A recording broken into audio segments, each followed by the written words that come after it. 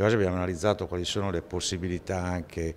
cliniche, diagnostiche, e la diagnostica radiologica e strumentale che ci aiutano a porre una corretta diagnosi. E ribadisco la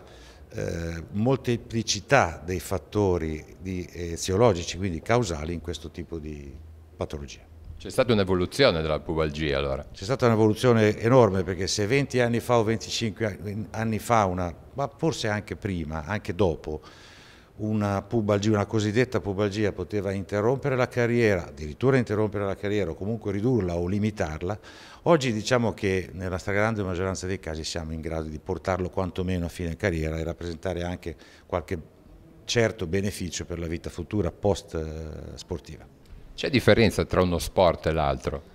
Ma diciamo che gli sport a più alto impatto traumatico sono quelli che nella maggior parte dei casi determinano dei problemi, venendo gli sport che nella nostra nazione sono più frequenti, soprattutto calcio, basket, rugby, sono quelli che hanno più problematiche, però in realtà a livello mondiale sono l'hockey, sono le arti marziali, sono sport quindi anche che sono un po' fuori dalla nostra quotidianità, che determinano dei carichi molto elevati nell'anca. C'è un consiglio che può dare da giovani ai genitori e da adulti agli sportivi stessi? Non sottovalutare mai dei dolori saltuari che sono intorno all'anca, perché possono essere il primo segno di un processo che, se trascuriamo e diagnostichiamo troppo tardi, può portare a dei problemi molto seri.